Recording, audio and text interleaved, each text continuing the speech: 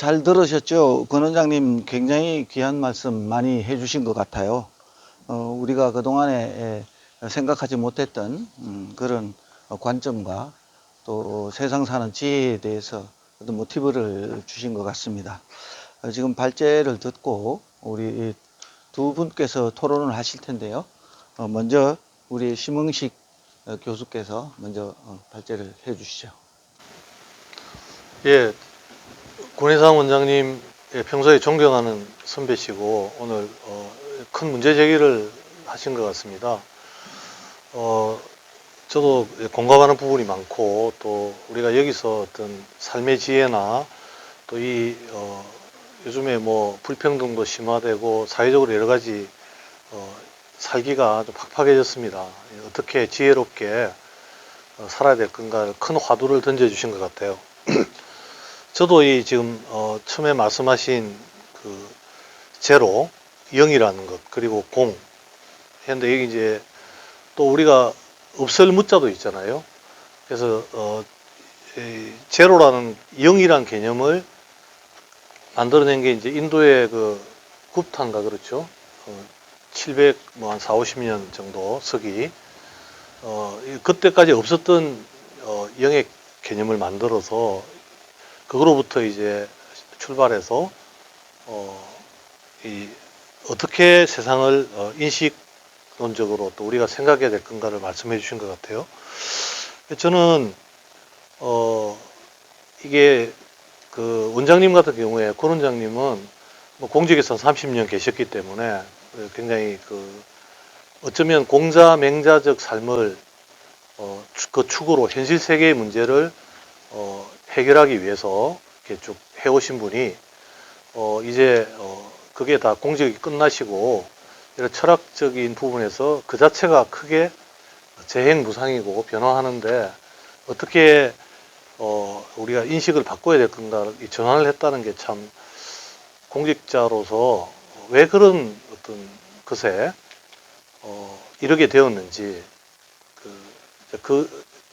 이 현실 세계에서 지금 노장을 축으로 하는 뭔가 그런 세계로 이렇게 인식론적 전환이라고 합니까? 변화했다고 하나요? 그렇게 된 근본적인 어떤 구체적인 뭐 계기나 이유가 있었으면 제가 좀 이해에 도움이 될 것 같고요. 제가 크게 한 세 가지 정도 나누어서 첫째, 공직 생활을 하시다가 이렇게 이런 철학적 인식론적 전환이 되게 된 게 평소부터 가진 생각이신지 왜 그렇게 된 계기가 무엇인지 좀 여쭙고 싶고요. 결국은 그 다음에 두 번째는 우리가 도를 말씀하시는데 길이라고 하는데 제가 그 말이 생각났어요. 노신이라고 중국의 유명한 문학가죠. 노신이 자기가 쓴 수필집 고향이라는 데서 그렇게 이야기합니다. 본래 길은 없었다. 누군가 처음에 그 길을 갔고 처음에 누군가 걸었죠. 그 뒤를 함께 많은 사람이 따라가면은 그것이 길이 되었다. 이런 이야기가 있습니다. 저는 이 경구를 참 좋아하는 경구인데요.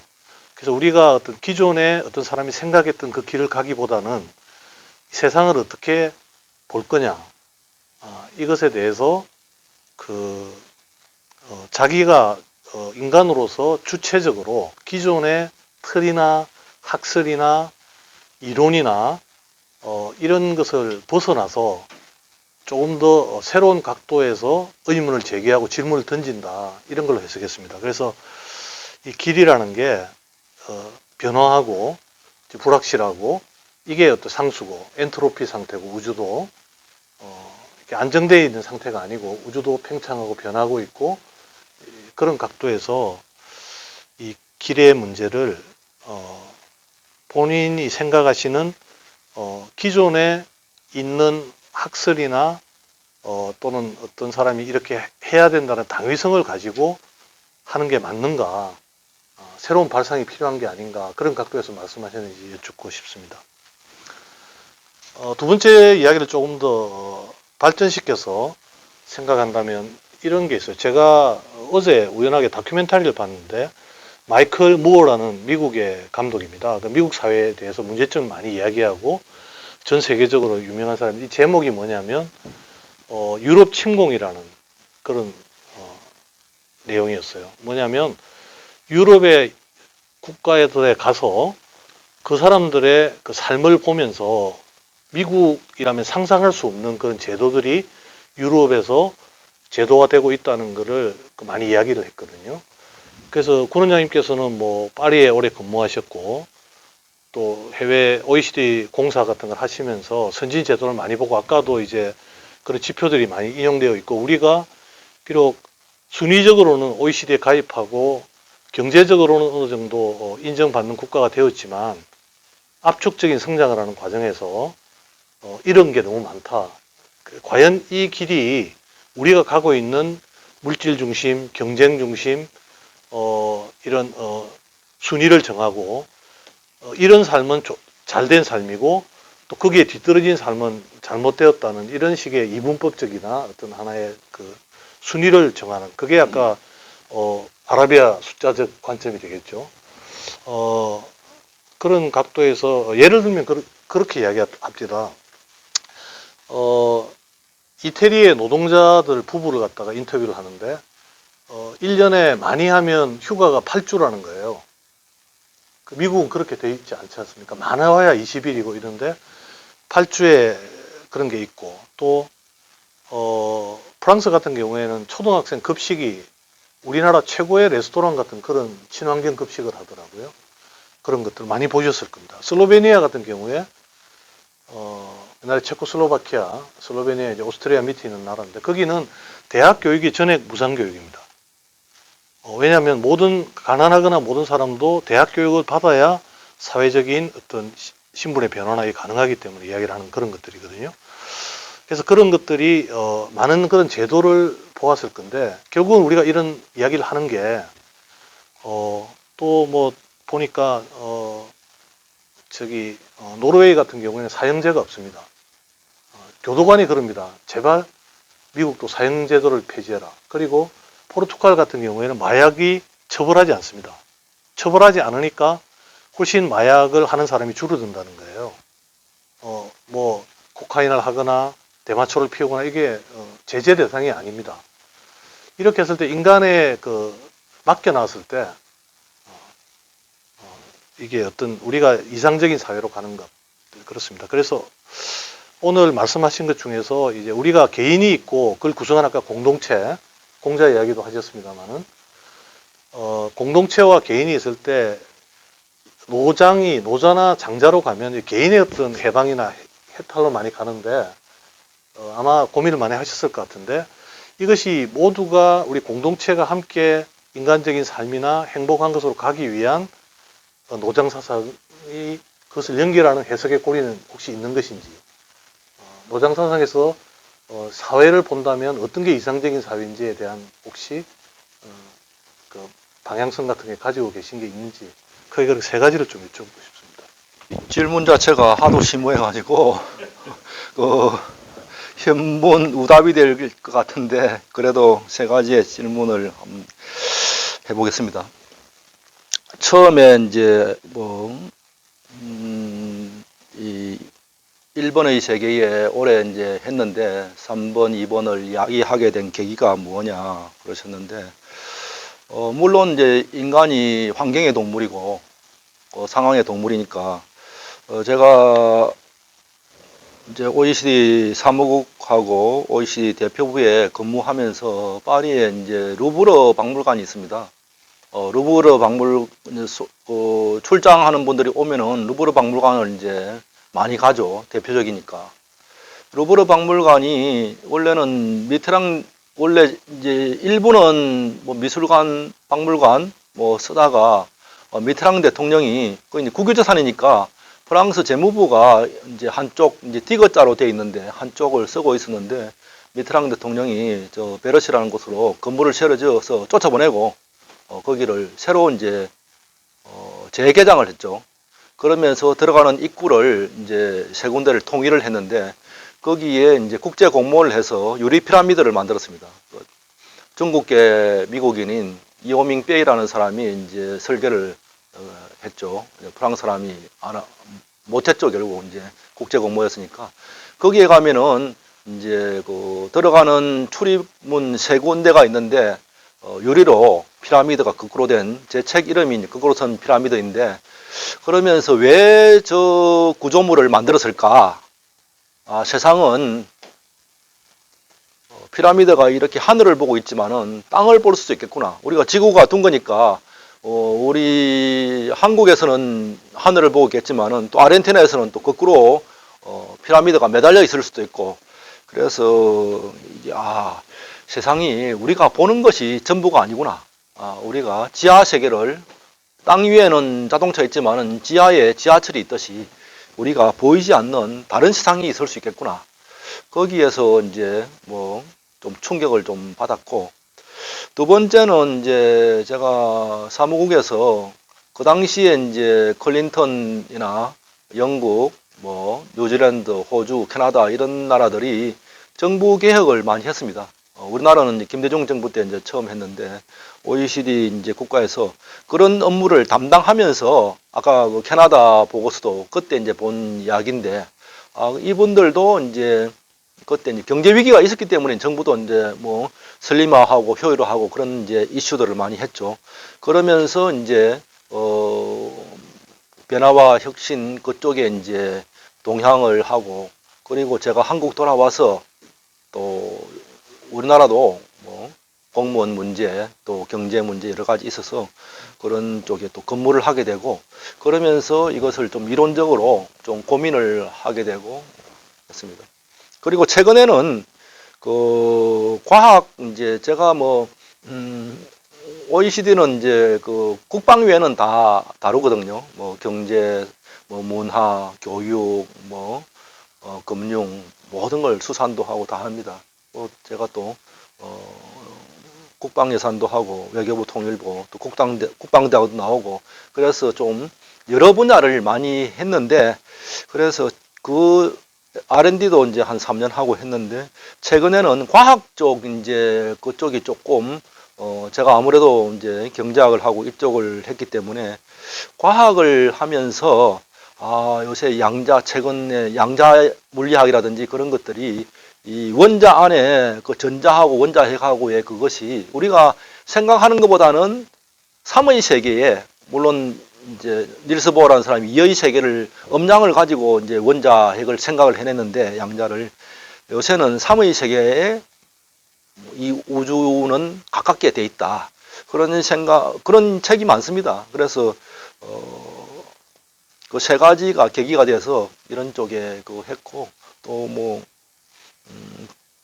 직장 생활하면서 또 불만이 있었기 때문에 이런 것들이 이제 조화된 거니까, 그렇게 이제 뭐 제 개인적인 이야기는 이 정도 하고, 두 번째 뭐 길이라는 것은 뭐 그렇죠. 뭐 좀 한데, 그 2번하고 3번이 좀 연관돼 있는데, 이 1번도 제도가 있고 1번의 제도도 우리가 뭐 천년만년 똑같은 제도는 아니잖아요. 우리나라 선거권이라는 것이, 우리나라는 그 정부 수립이 되면서 남녀가 공통으로 선거권을 가졌습니다. 그런데 각 나라마다 처음에 귀족들, 그리고 이제 부자들, 남자들, 여자들까지 스위스는 1971년에 모든 사람이 참정권을 가지는, 그렇게 우리보다 이제 일부는 늦었죠. 처음 시작은 빨랐지만은. 그래서 다른 나라들은 전체가, 우리는 처음부터 전부 다 남녀가 일정 나이 이상은 됐는데, 다른 나라는 한 50년, 100년 적어도 차이가 나는 것처럼, 끝없는 이제 투쟁이라든지 그런 과정을 거친 것처럼, 그래서 제도라는 것도 3번의 영향을 받아서 1번이 바뀌어가는 겁니다. 그래서 1번, 2번, 3번이 따로 있는 것이 아니고, 1번도 2번, 3번의 영향을 받아서 1번이 A에서 A-B, C로 제도도 바뀌어가는 것이다. 그래서 1, 2, 3이 서로 영향을 주고받으면서 바뀌어가는 것이고, 그리고 이제 유럽과 미국은 뭐 좀 다른 나라죠. 유럽 사람들이, 청교도들이 갔으니까, 청교도는 뭐 종교적으로 좀 아주 그 극단주의적인 분들이 뭐 유럽에 살 수 없으니까 간 분들이고 그분들은 또 종교색이 또 있고 또 미국은 뭐 청교도가 출발했지만은 뭐 그 뒤에 흑인 아시아 사람 많이 가서 지금은 이제 혼합되어 있지만은 기본적인 그거는 이러이 세계에 많이 가깝죠. 그래서 지금 2번, 3번이 많이 섞이는 나라고 유럽은 또 다른 면에서 아직도 귀족이 살아 있고 미국은 귀족은 없지만은 뭐 자본가들이 이제 귀족을 대신해서 했기 때문에 역할은 미국도 그게 있기 때문에 미국과 유럽은 문화적으로 참 다릅니다. 그리고 미국은 역사가 짧기 때문에 조금 뭐 역동적인 또 그런 것도 있고 또 인구도 늘어나고 뭐 대학도 이제 사립대학 위주로 돼 있고 뭐 그런데 그래서 어느 것이 뭐 맞다 틀렸다 그걸 떠나서 환경의 산물이니까 의료보험만 하더라도 미국의 실업률이 낮은 것은 미국은 직장을 다니면은 의료보험이 되고 직장을 안 다니는 순간 실업자가 됐을 때 병이 나면 참 힘들죠. 직장 됐을 때는 참 좋습니다. 근데 유럽은 이제 뭐 직장이 없거나 있거나 보편적인 이제 복지가 되고 그래서 그분들은 저는 의식주라 그러는데 의료, 식, 지식, 인식의 문제, 주택 이거 세 가지에 대해서 적어도 유럽에서 영국은 조금 틀리긴 한데 유럽과 미국의 중간인데 독일과 프랑스는 그 의식주, 의료라든지 학교, 주택, 집 문제에 대해서는 거의 걱정이 없어요. 그렇기 때문에 이제 항산이 없으면 항심이 없다 그러는데 그렇다 해가지고 크게 또 성공하기도 힘든 세상입니다. 왜냐하면 이제 그 제도가 그렇기 때문에 인센티브 여러 가지 그런 문제도 있고 그래서 미국은 사회가 조금 의료보험이 안 되고 조금 하지만은 또 성공의 그 진폭은 역사가 짧기 때문에 좀 될 수 있는 가능성이 있고 그것도 하층민으로 떨어질 수도 있고 그런데 유럽에서는 이제 뭐 그런 거는 적지만은 그렇다 해가지고 크게 또 점프하기도 쉽지 않은 그래서 프랑스의 체브람 국민 배우라는 분이 있는데 이분이 세금 많이 낸다고 뭐 벨지움으로 갔다가 나중에 러시아도 갔다가 뭐 국적을 자꾸 바꾸기도 하고 그런 것처럼 뭐 그것이 어느 것이 장점 단점이 있는 서로 있는데 환경에 따라서 그렇게 적응을 하고 우리는 항상 이제 좋은 쪽만 받아들이는데 그것이 귤이 탱자가 되듯이 꼭 그것이 그 나라에서는 우리 물건처럼 기계처럼 그렇게 작동하지는 않는다. 그래서 이 문화적인 환경적인 요인을 많이 고려해야 되는데 우리 그 행정하시는 분이나 기업 하시는 분들이 그 많이 그 힘들어하죠. 그는 너무 쉽게 생각하는데 성과주의는 미국에서는 어느 정도 일정 성공을 했습니다. 뭐 실패했다는 이야기도 있지만은 근데 일본의 후지제 같은데 성과주의를 해가지고 일본 같은 데서 망한 회사가 더 많습니다. 그래서 성과주의라는 것도 환경이나 조직에 따라서 틀리다.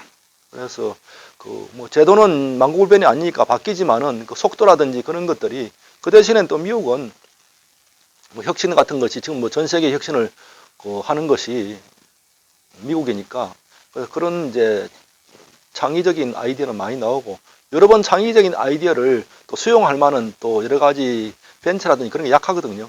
그래서 노벨상은 많이 받고 뭐 똑똑한 과학자는 많이 있지만은 그것이 이제 현실에서 상품화되고 또 그런 또 금융이라든지 그런 게 약하니까 그런 장단점이 다 있다는 이야기를 드리고 싶습니다.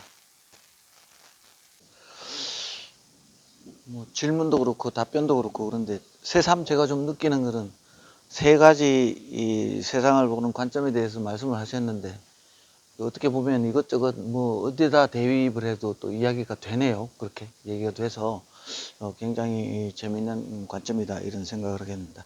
다음에는 우리 유영백 박사께서 예, 우리 그 오늘 원장님 강의 잘 들었고요. 아주 새로운 또 어떤 그 관점이랄까 또 인사이트를 얻고 갑니다. 그리고 또 앞서서 우리 심영식 박사님께서 그 오늘의 주제를 가지고 현실에 있는 우리 정치나 경제 문제에 대해서 적용해서 또 이렇게 아주 좋은 질문을 해주시고 답변해 주셔가지고 굉장히 참 제가 많은 것을 또 느끼는 시간이 되고 있습니다. 근데 저는 오늘 우리 그 강해 주신 우리 저 원장님에게 오늘 강의 내용과 관련해서 이렇게 일문일답 형식으로 좀 질문을 드릴까 합니다. 아까 그 모두에 말씀하실 때에 우선 그 제목부터 좀 얘기를 좀 하죠. 난세 참 어떻게 살아낼 것인가. 이 제목이 굉장히 참 도전적입니다. 이게 참 난세라는 것을 어떻게 규정하고 규정요. 참 어떻게 그야말로 살아낸다. 정말 우리가 지금 이 시대가 난세라고 하면 그저 살아가는 것이 아니고 어떻게 보면 정말 살아내어야만 되는 어떤 우리가 살고 있기 때문에 어쩔 수 없이 살아낼 수밖에 없는. 그래서 아마 제목 자체에서 느끼는 느낌이랄까 이건 저는 굉장히 좀 답답하고 무겁다 이런 생각을 먼저 가졌고요. 아까 그 모두에 말씀하셨던 그 삶의 만족도, 자살률에 대해서 저는 이렇게 조금 이해가 되고 있는데 우리 원장님께서는 어떻게 생각하실지 모르겠네요. 아까 우리 삶의 만족도에서 우리나라가 그 OECD 기준보다 훨씬 못 미치고 또 교육의 어떤 그 수행도는 높은 반면에 우리가 가지는 삶의 만족도는 굉장히 낮다. 물론 이제 삶의 만족도의 기준이 어디다가 두느냐에 따라서 다를 수는 있겠습니다만은 저는 그 우리 기준 자체가 높아졌다. 그럼 이 기준이 높아진 것은 어디에서 연유가 됐느냐라고 제가 생각을 해볼 때 저는 어떤 우리의 그 뭐랄까 깊이가 있고 질 좋은 교육이라기보다는 오히려 반대로 낮고 옅은 그러면서도 양적인 교육을 통한 뭐 한마디로 말하면 허위의식 이게 우리의 기준을 그냥 높여만 나왔지 않은가. 그러다 보니까 그 기준에 미쳐 볼 때 현실은 턱없이 못 따라가니까 그래서 이 삶의 만족도가 교육과 이렇게 반비례하면서 오지 않았나는 그런 생각을 저는 한번 해봤고요. 그 다음에 그 자살률의 증가 문제도 이게 이제 아까 자살률이잖아요. 율이기 때문에 자살률이 이제 150%를 넘어간다는 것은 이제 계속 자살하는 사람들이 뭐 절대적인 숫자는 우선 뭐 통계치를 찾아봐야 되겠지만 어떤 자살률은 자꾸 높아간다는 것은 결국 우리나라의 어떤 그 뭐 경제 수준이랄까 어떤 수입 수준이 많이 좋아지고 있다. 그런 반면에 결국 우리 사회의 어떤 양극화 문제 이런 것들로 인해서 상대적 박탈감이 가져다주는 그걸로 인해서 자살률이 높아지고 있지 않는가라는 그런 생각을 저는 해봤습니다. 여기 대해서도 우리 뭐 원장님께서 또 다른 생각이 있으시거나 다른 해석이 있으시면 말씀해 주시면 좋겠고요. 제가 먼저 첫째 질문을 한번 드려보겠습니다. 아까 그 세상을 보는 관점에 있어서 1, 2, 3으로 1의 세계, 2의 세계, 3의 세계 이렇게 나누어 주시고 오늘 강의의 핵심이 3의 세계의 눈으로 세상을 좀 보자.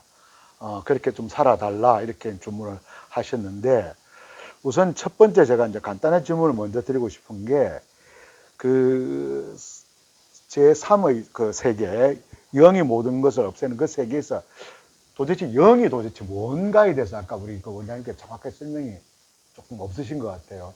영이 뭘까요? 그리고 특히 그 영이 이제 오늘 강의에 있어서의 영도 영이지만 또 오늘날에 있어서 그러면 이 영은 뭘 의미하거나 또는 어떻게 적용을 해야 될 것인지 우선 여기에 대해서 좀 답변해 주시면 좋겠습니다. 그 두 번 질문 그 전에 그 아까 우리 질문하신 분이 뭐 많이 그 설명을 하셔가지고 뭐 제가 또 그 뭐 좀 동의하고 있고 그렇지만은 답답하고 제목이 무거운데 그 역설적으로 좀 저는 난시라고 생각을 하지 않는데 이제 난시라고 이제 뭐 난시라고는 안 하지만은 사람들의 스트레스 지수가 많이 늘어났어요. 여러 가지 이제 경제적인 것도 그렇고 뭐 부동산 문제, 현실적인 문제가 많이 늘어나니까 그래서 그것을 그 우리가 A라는 것이 있으면은 마이너스 1성 하면은 A분의 1이 되니까 뭐 분수가 10이다 그러면 10분의 1이 되는 것처럼 저는 뭐 아까 거꾸로 쓴 피라미드도 그렇지만은 답답하고 무겁지만은 실제로는 답답하고 0에서 참 10에서 100가지 고민이 10개에서 100가지 고민이 생긴다 하더라도 그것은 뭐 고민이 조금 늘어난 것이지 그렇게 뭐 큰 그거는 아니다. 그렇게 이제 생각을 하는데 그것이 이제 100이라는 그것을 너무 무시하는 거 아니냐, 너무 금방지다고 생각할 수 있지만은 뭐 그렇게 뭐 생각하면 영원히 답이 없는 거죠. 10, 100, 1000에 집착하면은 그거는 영원히 답이 없습니다. 그거는 뭐 자기가 생각하는 그 길에 이제 도구마에 빠진 것이고 뭐 그거에 대해서는 뭐 제가 이야기할 필요는 없고, 그래서 좀 역설적이지만은 좀 답답하고 무거운 그런 것을 했고요. 그리고 좀 그 만족도는 이제 이런 게 있습니다.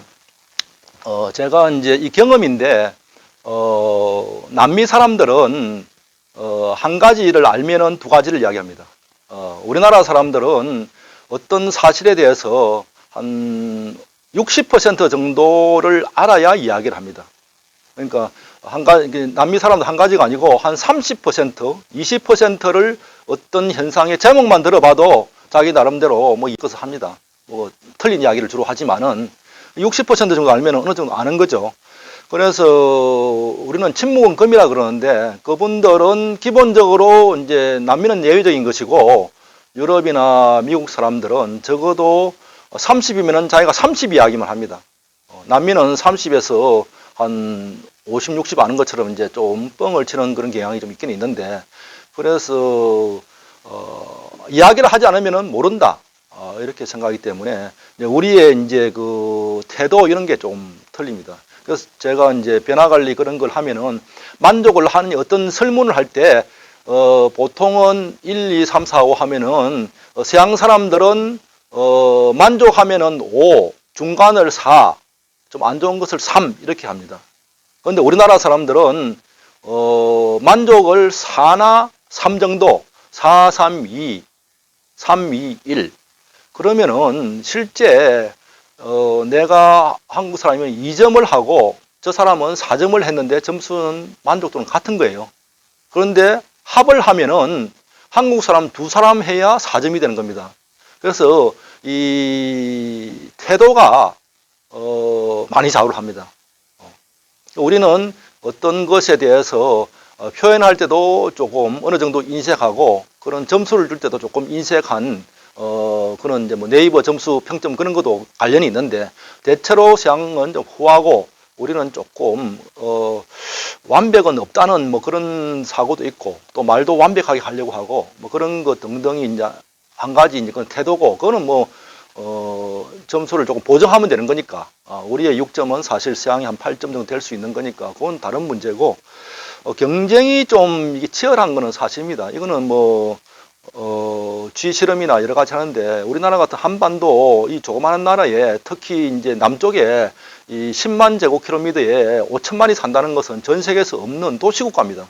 우리나라는 사실 그 산 빼고 나면은 살 데도 별로 없고, 그렇기 때문에 이런 데서는 경쟁이 치열할 수밖에 없고, 이것은 뭐 다른 나라보다 스트레스 지수가 높을 수밖에 없는, 그래서 정부라든지 지자체, 회사, 조직, 가정 이런 데서 상담 같은 그런 것을 많이 해야 될 그런 나라인데도 그런 것이 덜 발달되어 있는 것들이 사회 안전망과 관계없이 집에서 부모님들도 그렇고 회사의 상사들도 그렇고 그런 것들이 이제 환경 요인이 좀 있죠. 아까는 태도 요인이고 환경 요인이 여러 가지 이제 지표를 그렇게 하는 게 있고, 아까 제가 말씀드렸지만은 자살률은 율만의 문제가 아니고 양이 절대적으로 아까 이야기했죠. 10만 명당 30명이고 OECD 평균의 3배고 뭐 그리스 같은 그런 나라 10배다.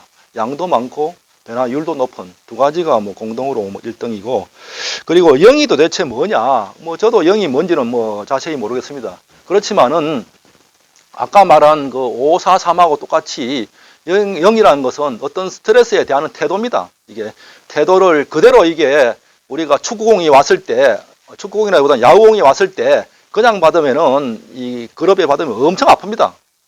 그런데 이것을 야구공을 받을 때 받으면서 이렇게 당기면은 흡수가 되기 때문에 뭐 100%는 아니지만은 이렇게 완충이 되는 것처럼 우리는 좀 이게 스트레스 저항 지수 이런 것들이 좀 낮습니다.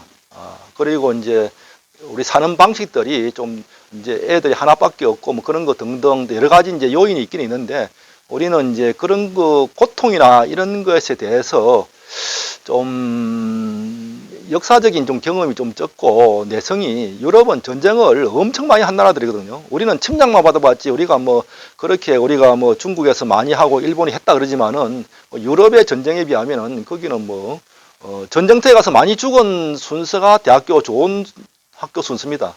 물론 좋은 학교는 오래됐기 때문에 전쟁에 많이 참여하고 늦게 생긴 학교가 좀 안 좋은 학교니까 미국도 하버드가 최고 먼저 생겼잖아요.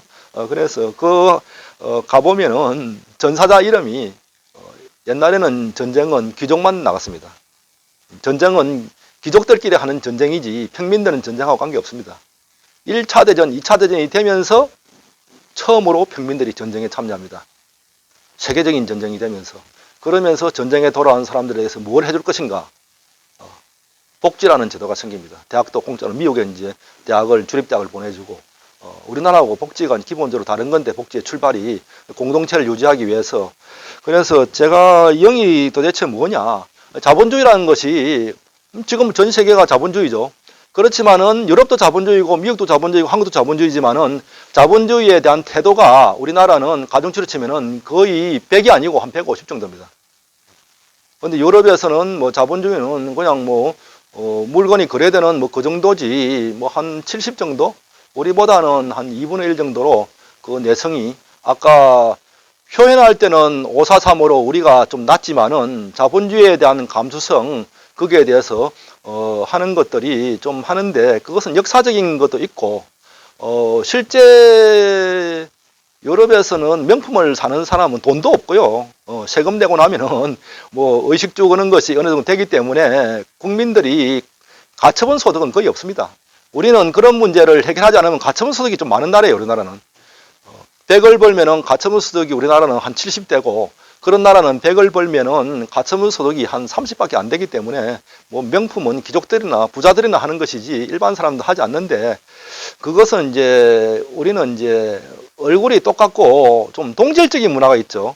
그래서 뭐 단일 민족이건 아니건 간에 얼굴이 비슷한데 거기는 뭐 흑인도 있고 알제리 사람도 있고 특히 미국도 그렇고 그렇기 때문에 뭐 그 자체가 구별이 되고 하기 때문에 뭐 명품을 통해서 내가 과시하거나 그런 것들이 별로 뭐 없다기보다는 또 그리고 그렇게 비교될 수 있는 레벨이 아니고 뭐 남자 여자가 비교 잘 안 되는 것처럼 서로 다르면은 또 비교가 잘 안 돼요.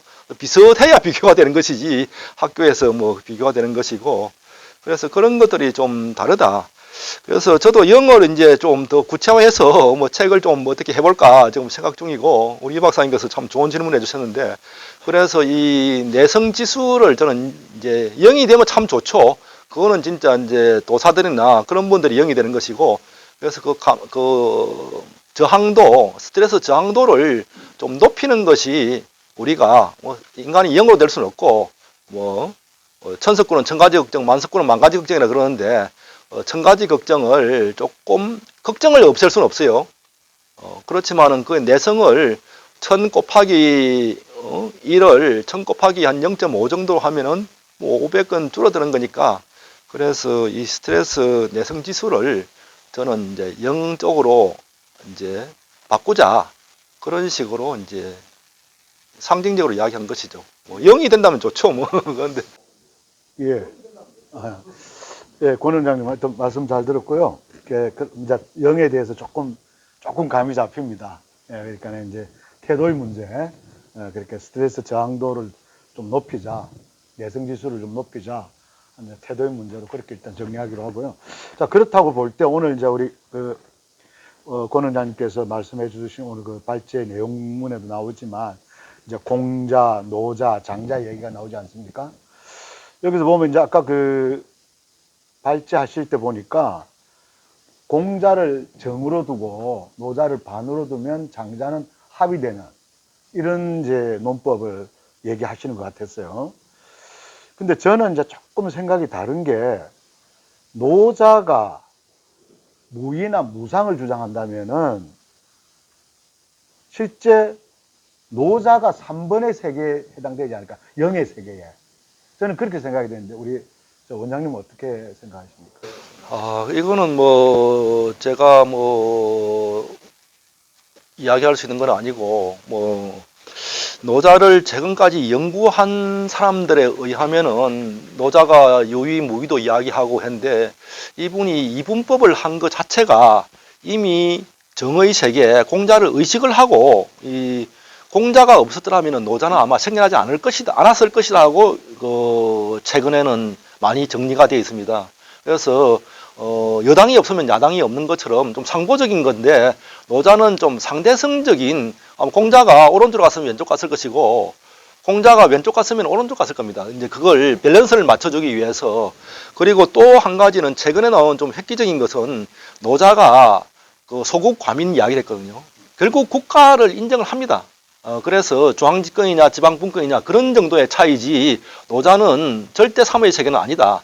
그리고 노자가 사실은 제국주의를 주장하는 사람이라고 그럽니다. 그러니까 영국이 인도를 지배할 때 일본은 그렇게 지배 안 했습니다. 일본은 20만 명이라는 사람이 관료들이 와서 우리나라를 완전 자기들 하듯이 지잡듯이 했는데 그것은 우리가 뭐 이런 이야기하면 좀 웃기지만은 고구려 그런 이야기처럼 자기들 고향 돌아왔다는 그런 생각이 있기 때문에 좀 다른 거고 인도는 영국 사람들은 인도 사람을 앞세워서 한 것이지 영원히 인도를 뭐 자기 국민화 하겠다는 생각은 없습니다. 원료라든지 원료를 면화를 뺏어가고 상품 팔아먹으려는 전형적인 제국주의로 한 것이지 일본하고 틀렸는데 그래서 제 이야기는 노자는 오히려 좀 좋게 말하면 고상한 나쁘게 말하면은 분권을 주면서 영국식으로 제국을 운영하기 위한 수높은 고단수의 국가주의자다. 이렇게 이제 정치적으로 해석하는 사람도 있고, 그건 정치적인 해석이고, 저는 철학적인 면에서는 어떤 공자와 다른 좀 세계를 주장하는 좀 비판적인 운동권적인 그런 것이다. 그렇지만은 반대는 했지만은 공자처럼 어떤 그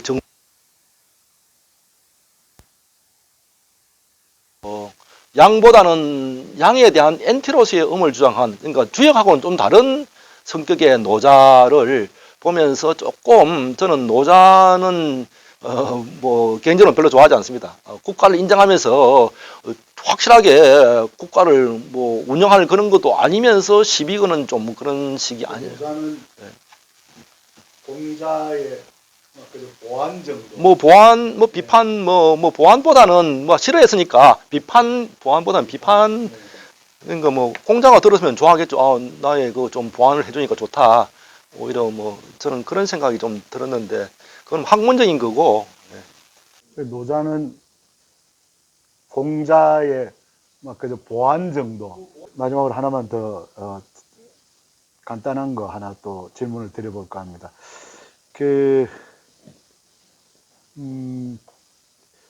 저는 개인적으로는 이제 이 노자 장자를 비교를 하자면 저는 이제 노자 사상에 굉장히 좀 이렇게 매력을 느껴요. 왜냐하면 이제 어느 정도 이제 살아볼수록 정말 허무하구나. 우리가 뭐 진리를 찾아서 참 젊은 날에 뭐 진리라는 단어를 가지고 공부도 해보고 또 뭐 싸움도 해보고 어떤 체제 저항도 하고 뭐 이런 여러 가지들로 이제 밤을 지새운 그런 날들도 있고 했지만은 이제 어느덧 이제 나이가 좀 들고 어느 정도 이제 살아볼수록 부질없었다까지 하면 조금 삶에 대한 건방진 태도인 것 같지만 참 허무하다 이런 생각이 들고 이제 그러다 보니까 이제 결국 이제 죽음을 생각 안 할 수가 없는데 장자의 호전몽 아시잖아요, 그렇죠? 저는 이제 호전몽을 생각하다 보니까 저 자신이 과연 지금 내가 살아 있는지, 왜냐하면 제가 죽어 있다면은 죽은 자는 의식을 못 할 거 아닙니까? 그러니까 저는 죽었어요, 지금. 죽어 있단 말이에요. 근데 의식이 안 되기 때문에 제가 모를 뿐이고, 그럼 나는 지금 살아있는 나의 껍데기는 가짠가? 뭐 이런 생각. 그래서 그 호전몽 생각을 할 때마다 이제 그런 생각도 들고, 예. 우리 그 원장님은 이런 부분에 대해서 좀 생각해 보신 적이 있으십니까?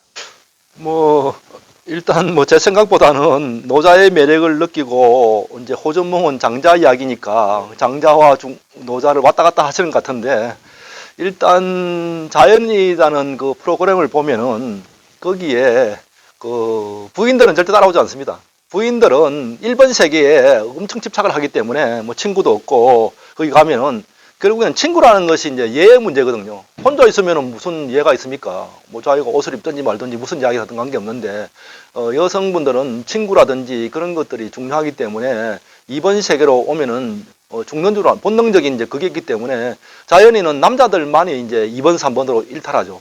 일본에서 아웃사이더들이 이제 2번, 3번으로 갑니다. 그거 보면은 주로 사업을 실패하거나 뭐 병이 나거나 이제 여러 가지 이제 그건데 우리 이 원장님 같은 경우는 이제 연세가 들어가 이제 수준이 이제 고수가 되면서 자연인하고는 다른 건데 이런 생각을 이제 집에서 하면은 부인이 엄청 그 이제 밥을 안 줄 수도 있고 싫어할 수도 있는 이제 이게 한 가지 이제 그게 좀 걱정이 좀 되기도 하는데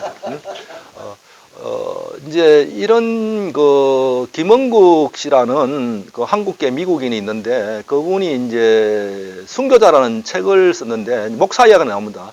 목사가 이제 6.25 전쟁 이거 겪으면서 이제 뭐 여러 가지 나오는데 목사가 자기 부인한테 사실 그 이야기하면 안 되는데 신은 없다 그 이야기를 해요. 그 이제 그 사모님이 결국에는 이제 계속 자기 남편이 그러냐 하니까 이제 그 세계를 인정 못하고 머리가 돌아버립니다. 그래서 일본 세계에 집착하는 분들이 많이 있기 때문에 이거 떠나면은 뭐 세상이 끝이다.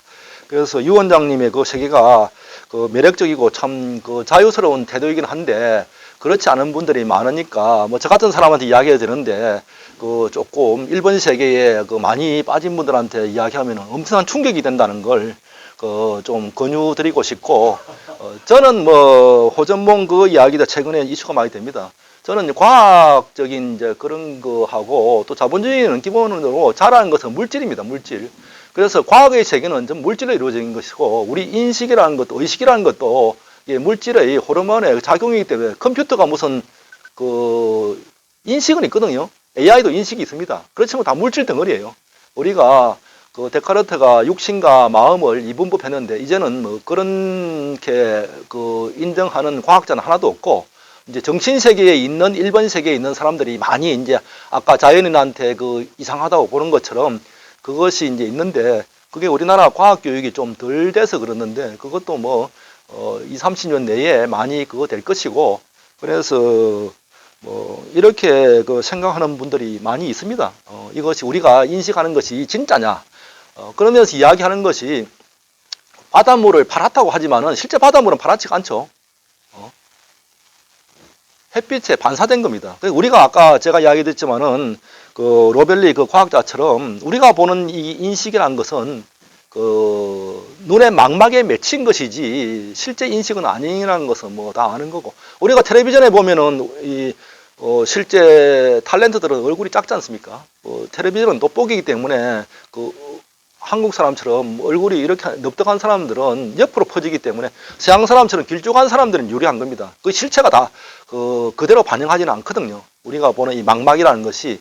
그래서 지금 과학의 세계에서는 거의 뭐 그렇게 해서 노벨상도 받고 이미 50년 전에 다 받았는데 그것이 이제 여러 가지 이념이라든지 종교적인, 윤리적인, 도덕적인 여러 가지 그런 거, 사회 제도, 관습 이런 것 때문에 뭐 인정이라기보다는 안 해서 그렇지. 그래서 우리 유 박사님 같은 그런 생각들이 앞으로 뭐 지향할 바는 한데 너무 선구조로 가면은 그 모난돌이 증만다고 한 반보만 앞서가시기를 원합니다. 예, 우리 원장님 이거 하나만 더 얘기할 게 있는데 그래서 우리 발전문 5페이지 보면 그 농업 제조업 서비스하고 효하고 관련된 요 도표 있지 않습니까? 제가 이거 아주 재밌게 봤는데 이 농업사에서는 효가 토지 상속 부모 공양이었고 제조업 때는 자식 교육 부모 공양, 서비스에 와서는 퀘스천 마크만 하고 끝났어요. 그래서 우리 그 발전자이신 우리 권 원장님께서 일부러 이렇게 놔두신 건지 그래서 제가 이제 저도 고민을 해봤어요. 이거 발전문을 보고 저는 이렇게 했어요. 오늘날의 효는 생산성 거기다가 그 퀘스천 마크 안에 넣는다면 본인 너것만이라도 잘 살아다오. 그게 효가 아닐까, 오늘날은. 예, 각자 도생, 그럴 수도 있죠. 그러니까 자식들이 뭐 부모 공양은 차치하고 너만이라도 잘 살아다오. 막 그걸로 하면 어떨까 싶은데, 예, 간단하게 한번 말씀드립니다. 우리 유 박사님이 참 이게 그 성견 그 세상에 대한 통찰력이 참 뛰어나신 것 같아요. 제가 이 표는 이렇게 제 책에 있는 건데 미국 그 하버드대학의 최고 유명한 그 경제학 그 책에 내가 뭐 이름은 이야기 안 하겠지만은 그 사람이 뉴욕 타임즈에 50세 때 기고한 기고문이 있습니다. 그 기고문에 보면은 내가 우리 아들에게 짐이 되지 않았으면은 좋겠다. 그것이 현대 효입니다. 그러니까 효는 아들이 부모에게 하는 것이 아니고 오히려 거꾸로 부모가 아들에게 하는, 그러니까 이게 역설적이죠. 이제 마이너스 효가 지금 필요한 세상입니다. 이제는 부모를 그 봉양한다는 것은 있을 수가 없고 부모가 오히려 짐이 안 되는 것이 이제 효라고 하면 효 마이너스 1이니까 효가 아니고 새로운 역효가 필요한 세상이 이제 그렇게 바뀌었는데, 지금도 효를 뭐 총은 있을 수 있는데 효를 주장하는 분들은 이 세상이 바뀐 줄을 모릅니다. 옛날에 농사 지을 때는 그 땅의 소유권을 죽을 때까지 아버지가 가지고 있습니다. 그래서 효를 할 수밖에 없고, 그리고 농사는 경험이 많은 사람이 농사를 오래 많이 경험한, 태풍을 한 번 당해본 사람하고, 태풍은 60년에 한 번씩 오는데 큰 태풍은 아들은 그것을 당해낼 재주가 없습니다.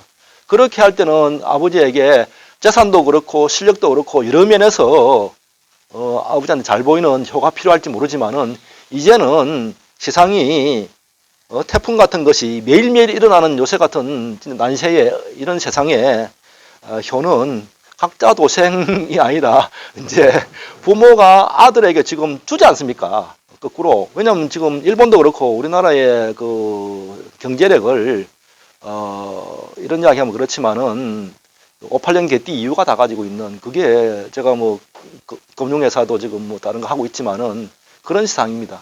그래서 농업사의 효를 지금 참 바라거나 생각한다면은 참 미련하신 분이다, 저는. 그리고 실제 그 책에도 아까 이 박사님이 이야기한 그 내용이 똑같이 나와 있습니다. 예.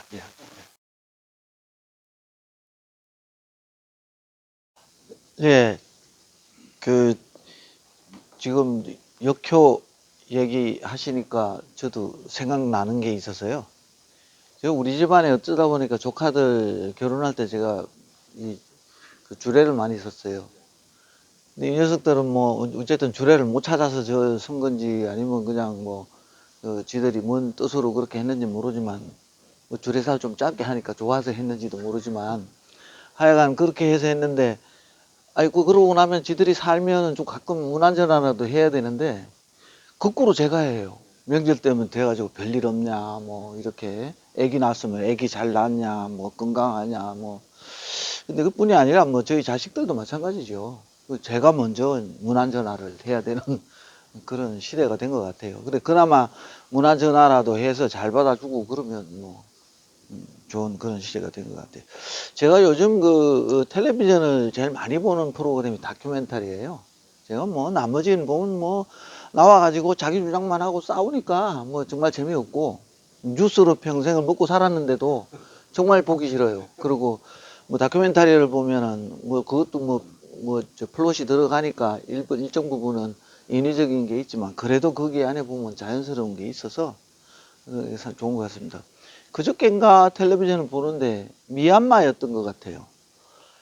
자동차 화물 트럭을 가지고 이제 개발되지 않은 지역에 이제 다니니까 길이 막 진창이에요. 물 빠지고 자동차가 옆으로 넘어가기도 하고 막 천길 낭떠러지 막 굴러 떨어지기도 하고 이런데, 자동차가 빠져서 길이 막혀 있고 이런데 그 자동차를 빼는데 8시간, 9시간을 동네 사람들이 다 달려들고 길에 있는 운전기사들이 다 달려들고 그걸 끌어내는데요. 아무도 슬픈 얼굴이 없어요. 짜증나는 얼굴 하나 없어요. 전부 해피한 얼굴이에요. 근데 그걸 내레이션을 해주더라고. 자기들은 그 하루, 뭐 1박 2일 그걸 해도 자기들은 일어날 수 있는 일이니까. 그리고 이거는 언젠가는 해결될 거니까 여기 와 있는 친구들이 내 차를 빼줄 거니까 이렇게 얘기하더라고요. 그래서 이제 생각난 게 뭐 행복지수 가끔가다 뭐 세계 뉴스가 됩니다만은 그쪽 지역에 있는데 행복지수가 높잖아요. 그래서 어떻게 보면 그런 삶에서 이 현대 물질 문명을 마음껏 누리고 있는 문명사회에 있는 사람들이 정말 배워야 할 게 그쪽에 있지 않은가. 오늘 그 주제하고 조금 관련이 되는 것 같아서 제가 생각이 나서 말씀드렸습니다. 어쨌든 뭐 아까는 제가 5시 반까지 합시다 그랬는데 30분 더 넘어갔네요. 못한 이야기는 저희들 이제 뒤풀이 하면서 충분히 이야기하도록 하겠습니다. 오늘 권혜상 박사님 좋은 말씀 정말 감사하고요. 패널로 나오신 분들도 굉장히 진지하게 또 이렇게 임해 주셔서 대단히 감사합니다. 이것으로서 세종포럼 제5차 초청 토론회 마치겠습니다. 감사합니다. 수고하셨습니다. 수고하셨습니다.